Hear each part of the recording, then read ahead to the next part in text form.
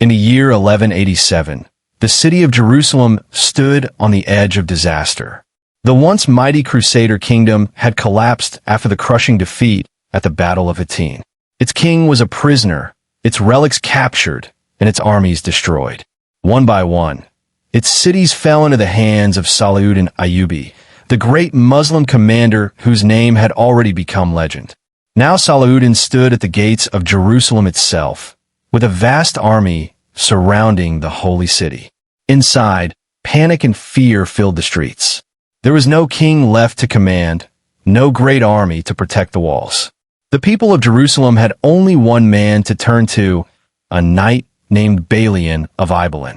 He was not the most powerful noble, nor the most famous warrior, yet fate had chosen him to defend the city at its darkest hour.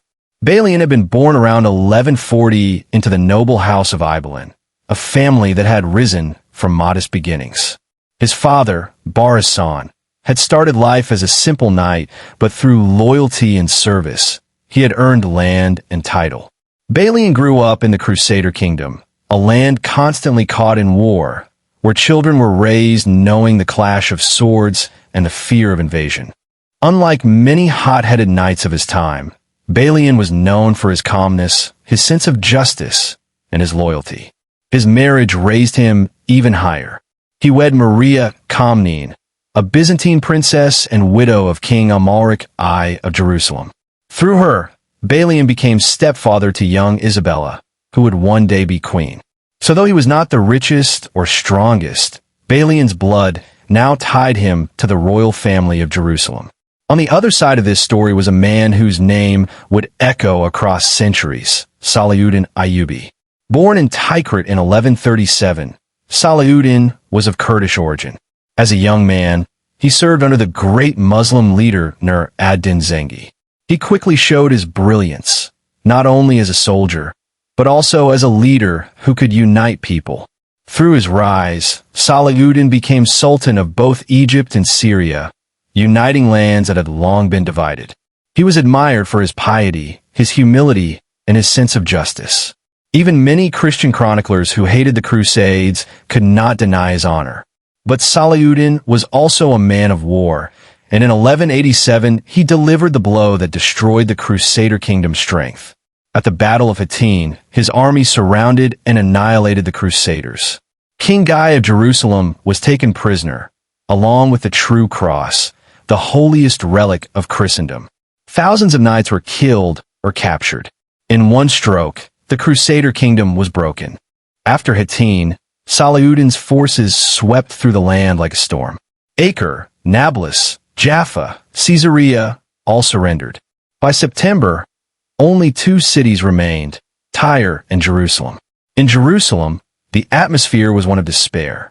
Tens of thousands of refugees had crowded into the city. Men, women, children, widows, orphans, priests, and knights without armies. They prayed, they cried, they looked for hope. But there was no king to lead them, no general to save them. Only one man remained who could shoulder the burden, Balian of Ibelin. But there was a problem. Balian had sworn an oath to Salahuddin. Earlier, Salahuddin had granted him safe passage to enter Jerusalem to collect his family, on the condition that he would not fight against him. Balian had agreed. Now, faced with the desperate pleas of the people, Balian was torn between his oath and his duty. In the end, he chose his people. He wrote to Salahuddin, explaining that he could not abandon Jerusalem. In a gesture that showed his character, Salahuddin released him from the oath, allowing him to take up arms. Even his enemy respected the impossible situation Balian was in. And so, Balian, a single knight, became commander of the holy city. The challenge before him was hopeless. There were almost no professional soldiers left. Perhaps a dozen knights remained. The walls of Jerusalem stretched for miles, and there were too few defenders. So Balian did something desperate. He called together every boy over the age of 16, every man who could carry a weapon, even peasants and merchants. He knighted them all. The city's people became its army. Fathers armed their sons. Priests blessed young boys as knights. Women carried stones to the walls. Children ran messages through the streets. Jerusalem, the holy city, was preparing not for victory, but for sacrifice. On September 20th, Salahuddin's army arrived. The sight must have frozen the blood of those on the walls. Tens of thousands of soldiers filled the horizon, carrying banners that waved in the wind. Siege towers rolled across the earth. Catapults and mangonels were positioned. The ground trembled under the march of the army. From the first day, arrows darkened the skies. Stones from catapults smashed into towers and walls. The defenders fought with desperate courage, pushing back ladders, throwing down rocks, pouring boiling water on attackers. For days, Jerusalem resisted, but slowly, the walls began to crumble. The stones cracked under the constant bombardment.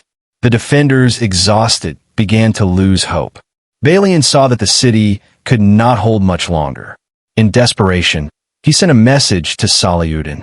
He warned that if the Muslims offered no terms, the Christians of Jerusalem would burn the city to the ground, destroy the sacred places, kill their own families, and die fighting. Jerusalem would become ashes, leaving Salahuddin nothing but ruins. Salahuddin understood the seriousness of the threat. He also remembered history.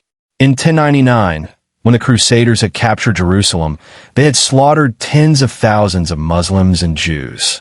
Rivers of blood had run through the streets.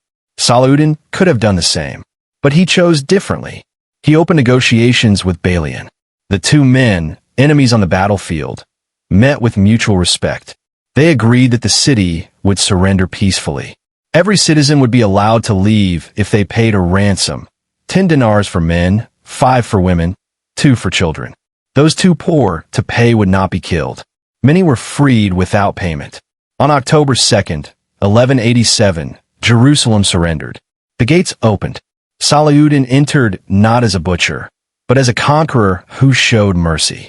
The Dome of the Rock and Al-Aqsa Mosque were restored as places of Muslim worship.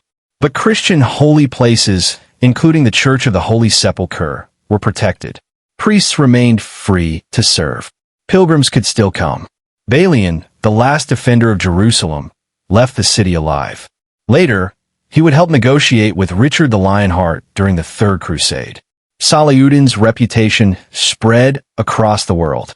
Muslims honored him as the liberator of Jerusalem, but even Christians admired him as a man of mercy. Chronicles written by his enemies praised him as a noble and just leader. In an age when cruelty was common, Salahuddin's restraint was extraordinary. He proved that true victory was not only in conquering cities, but in winning hearts through honor. The story of Balian of Ibelin and Salahuddin Ayyubi remains one of the most powerful moments in medieval history. One man defended his city with courage when all hope was lost. The other, though victorious, showed that mercy can shine brighter than blood. Together, they showed the world that even in the darkest of wars, honor and humanity can survive. And that was the last stand of Jerusalem.